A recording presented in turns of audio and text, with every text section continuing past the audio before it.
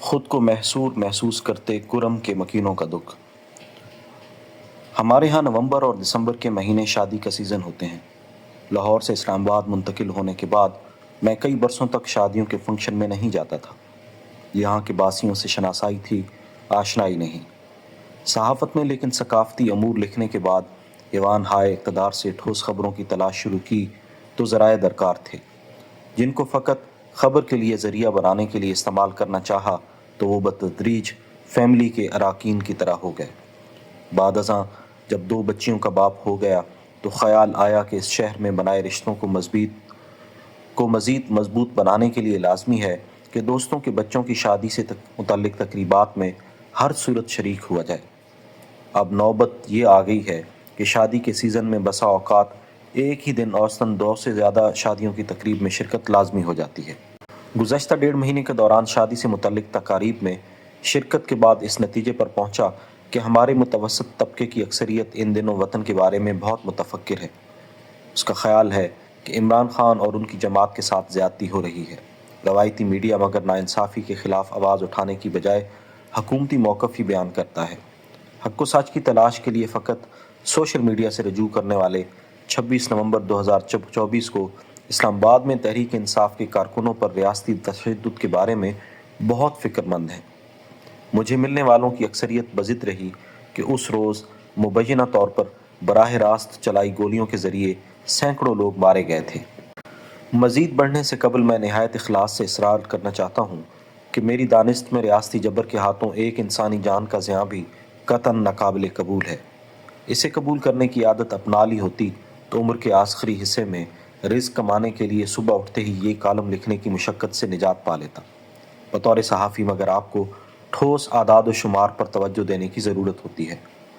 پیشہ ورانہ ذمہ داری کی وجہ سے لہٰذا یہ سوال اٹھانے کو مجبور ہوا کہ خیبر پختونخوا کے منتخب وزیر اعلیٰ علی امین گنڈا پور نے 26 نومبر 2024 کی رات اسلام آباد سے نکل جانے کے بعد صحافیوں سے پہلی بار جو گفتگو کی وہ پیمرا کے لائسنس کے تحت چلائے تمام ٹی وی چینلوں پر براہ راست دکھائی گئی تھی۔ اس پریس کانفرنس میں گنڈا پور نے سینکڑوں کارکنوں کی ہلاکت کا دعویٰ کیا۔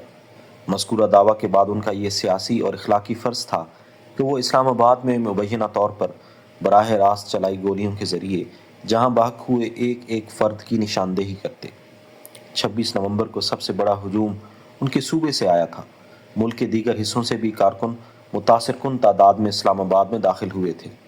مان لیتے ہیں کہ اگر علی امین پنجاب، سندھ یا بلوچستان کی حکومتوں سے اپنے کارکنوں کے بارے میں تفصیلات کا تقاضا کرتے تو شاید انہیں مناسب جواب فراہم نہ ہوتے۔ خیبر پختونخوا سے اسلام آباد آ کر جہاں بحق ہوئے کارکنوں کی تفصیلات جمع کرنا ان کے لیے مگر ناممکن نہیں تھا۔ عرصہ ہوا عملی رپورٹنگ سے دستبردار ہو چکا ہوں۔ اس کے باوجود تحریک انصاف کے کئی دوستوں سے فریاد کرتا رہا کہ مجھے جہاں بحق ہوئے کارکنان کی تفصیلات فراہم کی جائیں۔ میں انہیں ریگولر میڈیا پر بیان نہ کر پایا، تب بھی کم از کم سوشل میڈیا پر کسی نہ کسی انداز میں ان تفصیلات کو اجاگر کرنے کی ہر ممکن کوشش کروں گا۔ میرے ساتھ وعدے ہوئے مگر ان پر کسی نے عمل کرنے کا تردد ہی نہ کیا۔ بارہا اس کالم میں اعتراف کیا کہ صحافت اب اتنی آزاد نہیں رہی جتنی مثال کے طور پر آج سے 10 برس قبل محسوس ہوتی تھی۔ یہ اعتراف کرنے کے بعد یہ سوال پوچھنا بھی میرا حق ہے کہ صحافت کی ساکھ کو تباہ کرنے میں کیا انہی لوگوں نے کلیدی کردار ادا نہیں کیا جو ان دنوں آزادی اظہار کے سب سے بڑے چیمپئن بنے ہوئے ہیں۔ اپنی ذات کے ذکر سے اجتناب برتتے ہوئے کم از کم 10 ایسے صحافیوں کے نام گنوا سکتا ہوں جنہیں اپریل 2022 سے قبل چند تلخ حقائق عیاں کرنے کی وجہ سے غدار اور ملک دشمن کہا جاتا تھا۔ غداری کی تہمتوں کے علاوہ میرے ان صحافی دوستوں کے نام لے کر ان کی ذاتی زندگیوں کو ایسے سکینڈل گھڑنے کے لیے استعمال کیا گیا جن کے ذکر سے گھن آتی ہے۔ رب کا شکر ہے ان میں سے چند دوست آزادی اظہار کے نوزائیدہ محافظوں کو ان دنوں اچھے لگنا شروع ہو گئے ہیں۔ میرے میں اب ہمت نہیں رہی۔ کوئی ضروری شے خریدنے کے لیے بازار جانا بھی عذاب محسوس ہوتا ہے، وگرنہ ہاتھ پاؤں مار کر خود کو آزادی اظہار کے نوزائیدہ محافظوں کے لیے قابل قبول بنا لیتا۔ بڑھاپے کے باوجود مگر لہروں کے برعکس تیرنے کا شوق ہے اور مقبولیت کی تمنا بطور صحافی ایک لمحے کو بھی کبھی محسوس نہیں کی۔ حسب عادت اصل موضوع سے بھٹک گیا ہوں۔ کالم کی ابتدا میں آپ کو بتایا تھا کہ گزشتہ 6 ہفتوں سے شادی کی کئی تقریبات میں گیا ہوں اور وہاں موجود لوگوں کی بے پناہ اکثریت کو ملکی حالات کے بارے میں بہت متفکر پایا۔ 26 نومبر کا ذکر اتوار کی رات ہوئی شادی کی تقریب میں بھی ہوا۔ گزشتہ کئی دنوں سے مگر ہمارے پاکستان کا ایک اور علاقہ پارا چنار بھی ہے۔ یہ وادی کرم میں واقع ہے۔ اس وادی کا بالائی حصہ 3 اطراف سے افغانستان سے ملتا ہے۔ افغان علاقوں کے رہائشی مگر اپر کرم میں آباد لوگوں کے مسلک سے تعلق نہیں رکھتے۔ وہاں کے باسیوں کو پاکستان کے دیگر حصوں سے رابطہ برقرار رکھنے کے لیے فقط ایک سڑک میسر ہے جو کوہاٹ لے جاتی ہے۔ گزشتہ کئی دنوں سے یہ سڑک بند ہے۔ زمینوں کی ملکیت پر اس کے دائیں بائیں واقع علاقوں میں بے تحاشا تنازع کھڑے ہو گئے ہیں جو بتدریج مسلکی اختلاف کو وحشت خیز انداز میں اجاگر کرنا شروع ہو گئے۔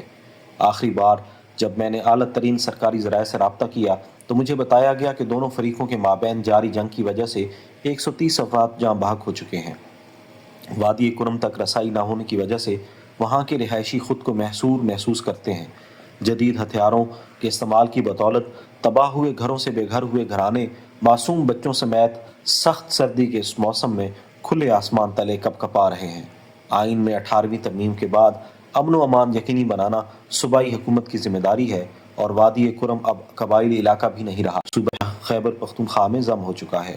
حیرت ہوتی ہے کہ وہاں برپا قیامت کو روایتی میڈیا نے اگر بکاؤ یا ڈرپوک ہونے کی وجہ سے بیان نہیں کیا تو سوشل میڈیا پر اس کے بارے میں حق و صداقت کی آواز نہایت قلیل تعداد میں کیوں بلند ہو رہی ہے؟ پارا چنار اور وادی کرم یوٹیوب وغیرہ پر رش نہیں لیتے، اس وجہ سے وہاں برپا ہوئی قیامت ہمارے نہایت فکر مند و حساس متوسط شہری طبقے تک پہنچ نہیں پاتی۔ 130 سے زیادہ ہلاکتیں نظر انداز کر دی گئی ہیں۔